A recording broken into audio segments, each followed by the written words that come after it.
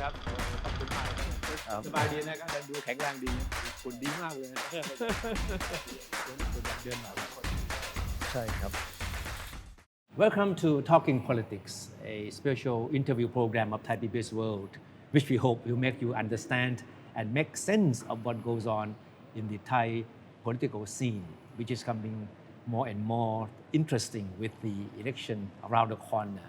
And my guest today is Dr. Pokin Polakul, who is the chairman of the strategy committee of Thai Sang Thai Party, a new party, but it's making a lot of waves because of its bold platform and policies. So welcome to the Talking Politics. ขอบคุณมากนะครับ Good afternoon. I know you, as a veteran politician, you have been through many elections already, and you know the inside out of Thai politics. And of course, we know that every election is important. It's a step for the country to move forward.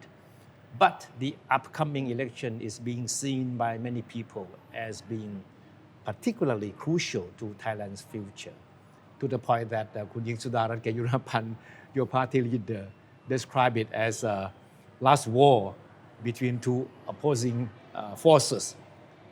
On one hand, you have forces supported by the military and the conservative, right? And on the other hand, you have forces that subscribe to liberal democracy. So how do you see the upcoming election? How different do you think it will be from the ones that we used to have? Yeah. To explain the upcoming election, I think we have to think about the 90 years that we witnessed so many things since 1932 revolution in this country. I think the two poles existed since then, and it has developed till now. When you look, directly in this conflict, you will see that one pole is military-led or partisan authoritarianism. And still very much around these days. Yeah. And for the other pole, they may say, or anyone may say that we have a democratic church. Okay. We seek power from the people. But in fact, you maybe you say that, but in fact you trying to get to the power by using the people only. That's why when we talk about the principle of democracy after the French Revolution, you see that we talk about equality, we talk about liberty, but the most important thing we never realize is fraternity. Why, if you have led the country for more than 90 years, one pole and the other pole, why people, they don't feel about fraternity? Fraternity is mean brotherhood, sisterhood. Yeah. We are brothers and sisters. We have to help each other. Yeah. When I look at this, when I was in my, let's say the two main political parties, with General Shaolit Yongchayut and with Kun Thaksin Shinawat, I have tried very hard to make the political party I used to belong to become political institution. Means that you come, you work for the party, and then you have to pass through the younger generation. Yeah. We come and go. We have to let the new faces come, but with ideology. And what kind of ideology you have to stick to. That's why I said that if our purpose, everyone can say that the people-centric policy, but I think the people-centric means that you have to take care of the people since birth to old age. This is not the populist policy, but this is the right of the people. When I look at the Constitution and other laws, or even, some politicians or some leaders coming from the coup d'etat, they talk about this. Yeah. They talk about anything that will please the people.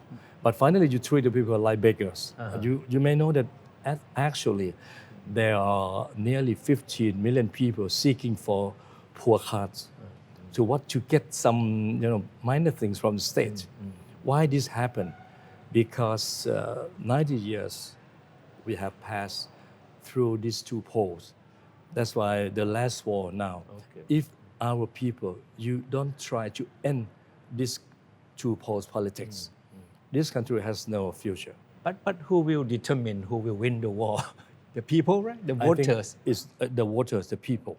But now they are under what? They are under influence of money, state power, and local influence mafia people all along 90 years. I see. How can we bring the people out of this? This time, if you do the revolution, the country and yourself and our brother and sister, I think you can choose any party that has a platform to bring the country out of the conflicts and to pave way for the happiness for everyone. You have to look at that. Yeah. That's why when I talk to Kun Ying and some other founders of my party, I say that I think it's not time for me to do politics anymore. But Kun Ying, she's lovely. She said that if people like us, we have experience and we are not small people. If we do not initiate things, if we do not set up a new political party representing the people, being a true political institution, who will do that? Do you think that the small people, the vendors or the motorcyclists, they can do that? Yeah, No, they they don't cannot. have the power, they don't have the means to do it, right? You have to have the means, Yeah. but we don't have means like a big capitalist or monopolistic capitalist or even the military. Just an ordinary people that still have experience and still have some means to bring other people to see the light. That's all. That's what we think. So we go back to the last election in 2019, right?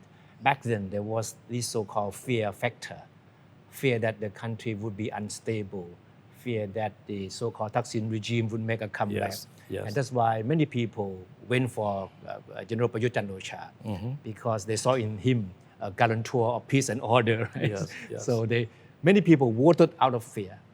So what about this time around? What do you think will be the main factor that drive people to vote for one party or another? You see this time, okay, Pheu Thai party, what they say that let's say the enemy of the country is General Prayut. If you don't want Prayut, choose us, landslide.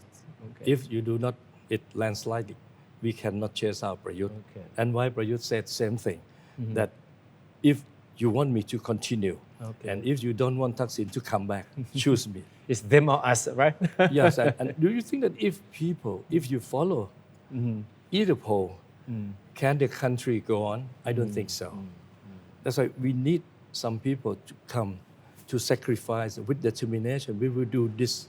That's why Kun Ying declared the last war. The last war, maybe it's not real last, but if the people in general, if they do, this will be the last war against conflicts, against all kinds of bad things.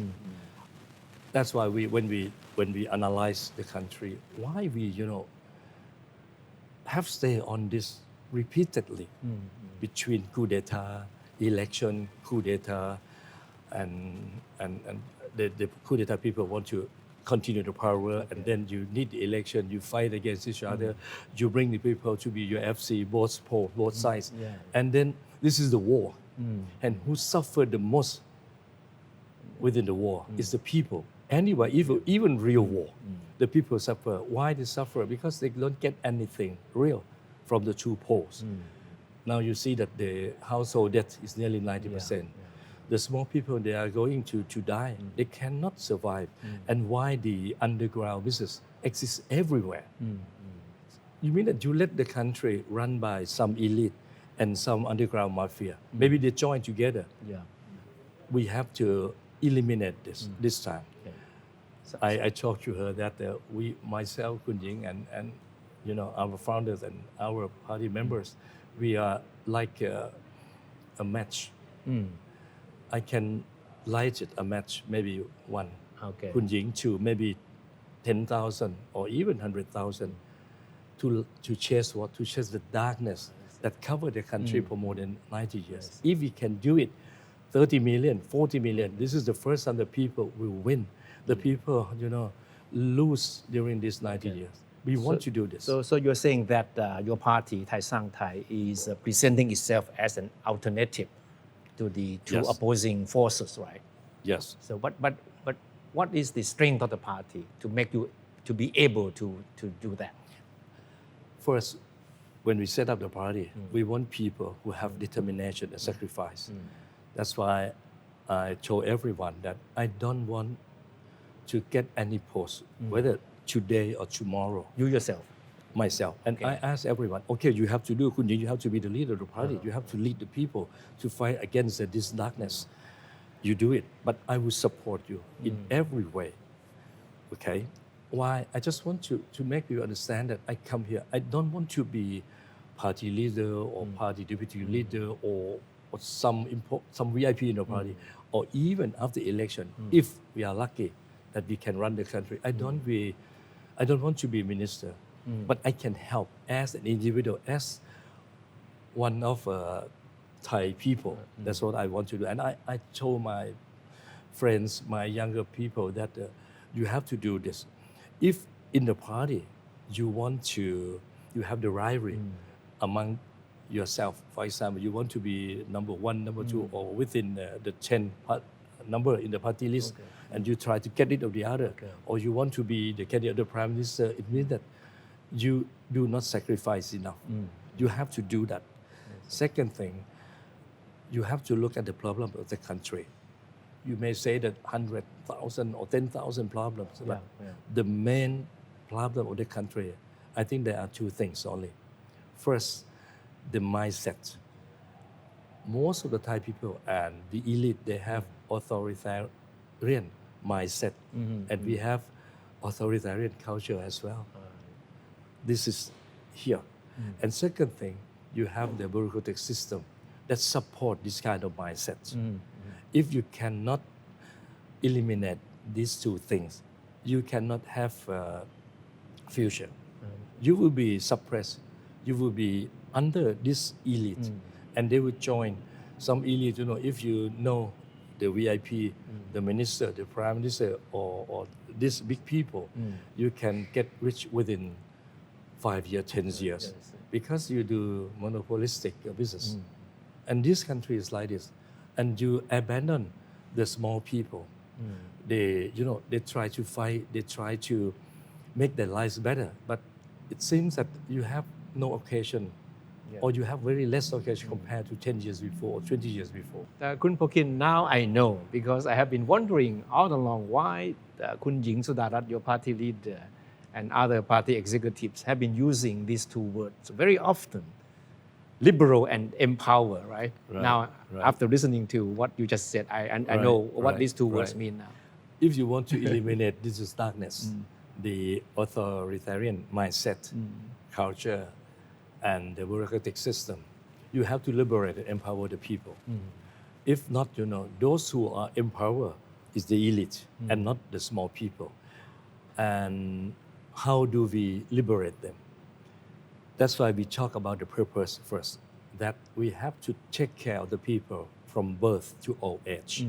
That's why the embryo, the fetus, have to be taken care very well. Maybe you know that now the death rate is higher than the birth rate. And in the near future, you will have few young people. You have only old people. And like ourselves. How can you cope with the future of the country? Okay. Secondly, the inequality regarding education. That's why if we reduce the years, for example, 3 to 4 years, so our children between 17 to 90 years old can finish the university. And this is free. No need to go to borrow the money from the government. When you graduate, you have no job and you have to pay the debt.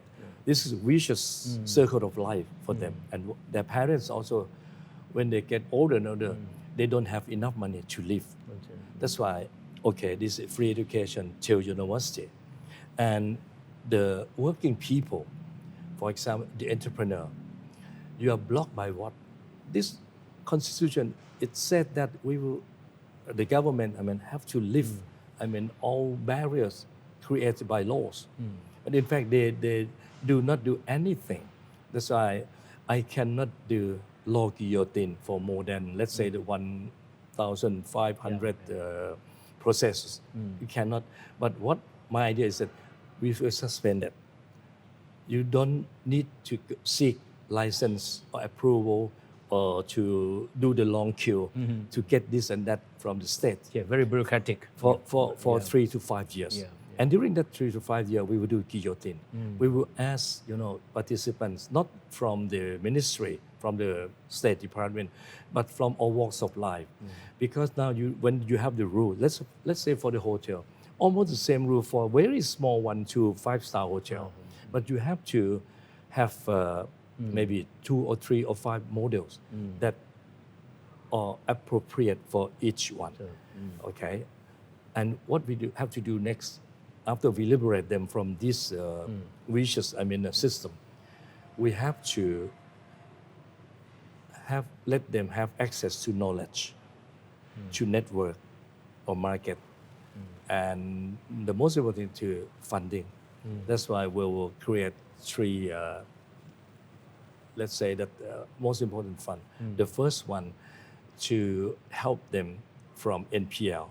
Those SME who still are the bank's clients. Second one, maybe for the startup, for the SME, for the tourism, businesses, they can have access easier than going to the bank. Sometimes no need for guarantee because they don't need much money. They just want, like a revolving money. And the third one, we will give credit to every Thai citizen 500 baht just to cope with the child loaners. Because child loaners, they charge you 10 to 20% a month.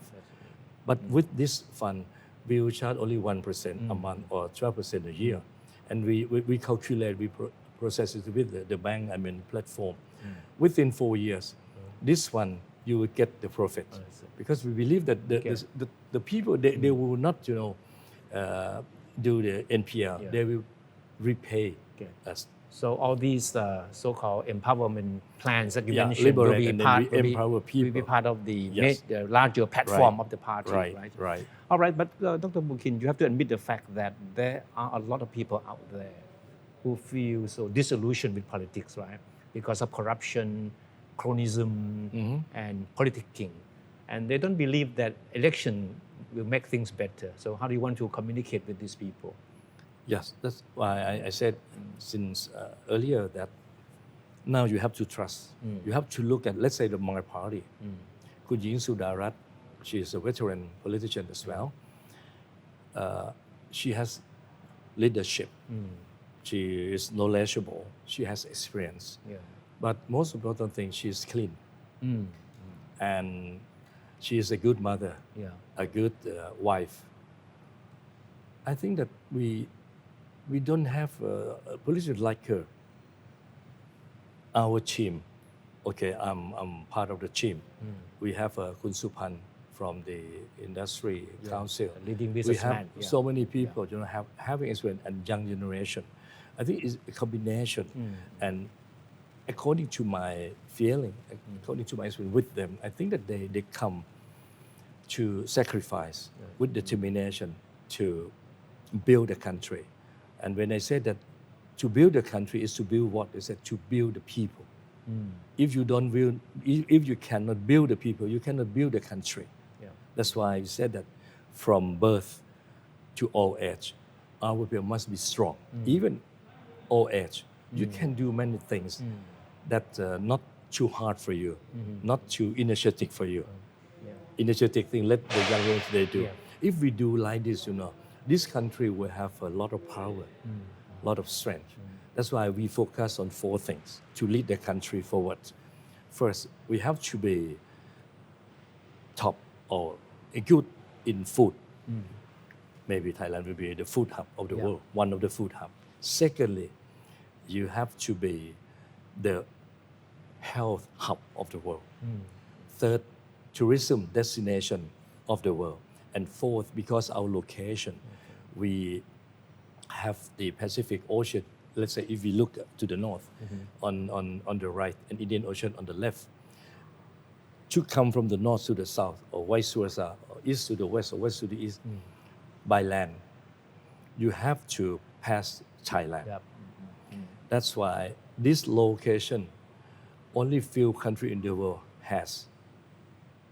We have to use this. Saudi Arabia, UAE, what they have. Some have oil. Yeah. They build the country with oil, but we have to build the country with our location. That's why we support Klong Thai, but we have to do the deep research, whether it's affect environmental, how much. And we have to do the network, land, whether rails, high-speed train or road, north to south, east to west. This will be the hub of the region and of the world. Why? Because in this region only, you have China, you have Japan, you have South Korea, you have ASEAN, you have India, you have Bangladesh, you have Sri Lanka. It's more than half of the world population. Any place in the world where there are people, you have trade, you have communications. That's why we have to position Thailand as the center of connections. And it goes very well with the BRI of the Chinese Belt and Road Initiative. They want to link, every country, So we should capitalize on the advantage that we have. Yes. And now looking ahead to the elections, we know that it's only it weeks away. Maybe a little bit too early to ask you to make a prediction as to the result of the election. But as a veteran politician, I think you are knowledgeable enough to some kind of take a look at a crystal ball and and do some prediction and make some prediction. So what do you think is the most likely scenario in the post-election? According to the present poll, I don't know, because now, you have I.O., you have, let's say that LED poll, something like that. Yeah. But what I think people is seeking alternative. It's seeking something that can change the country, real change, and not just discourse that you want to do this and that. People, in general, I think they do not want conflicts anymore. Yeah, they're sick and tired of it. Yes, tired, because both polls suffer. But the people who support each poll, but the elite there, they want the conflict. For example, that's why I said in the beginning that one poll, they tell the people that Kun Prayut is the problem of the country. If you don't want Kun Prayut to run the country anymore, elect us only. You see that, and vice versa for Kun Prayut. And how can you live with this further? I don't think so. That's why we want to be the alternative. We say clearly that we will do this.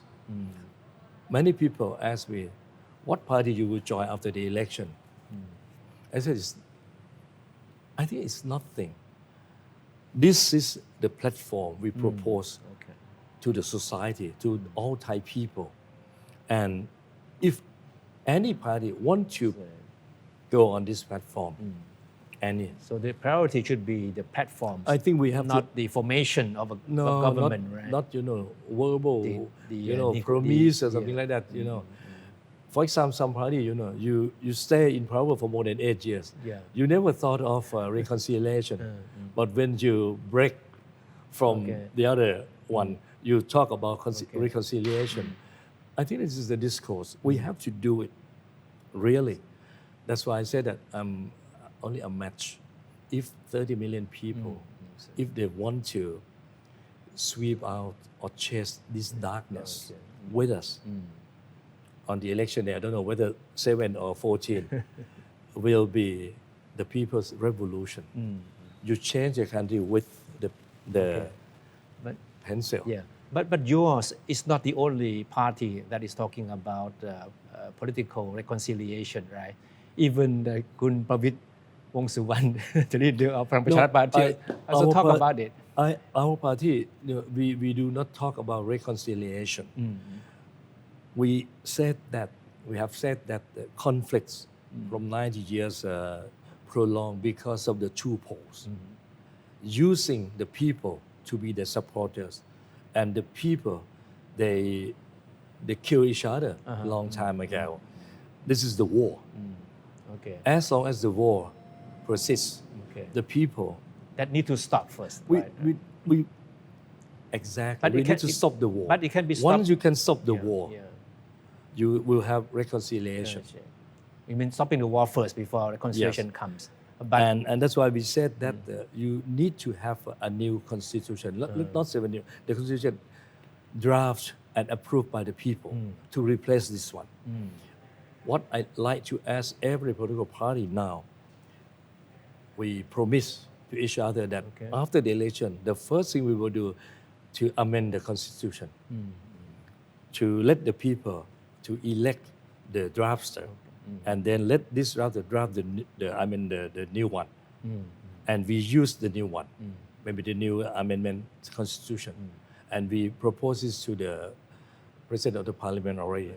Yeah. If we do this, this is the first thing. If you want to get out from conflicts, if you want the country to be of the people and not for someone, do this with us together. This is a platform. And second thing, liberate, empower the people.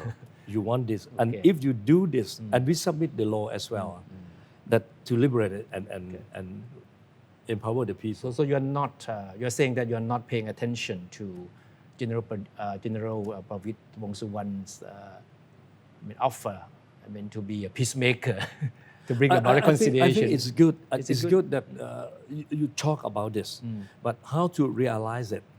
As I will propose to do this. This is the platform. You cannot talk that everyone come. Oh, I will be the big brother to bring everyone, to reconciliate. It's good to say that, but you have to have the platform. How to make it real. Since we mentioned a lot about Kun Ying Sudarat, your party leader, if she succeeds in the election and managed to become the next prime minister, right? What kind of leader would she be like? I think she has charisma.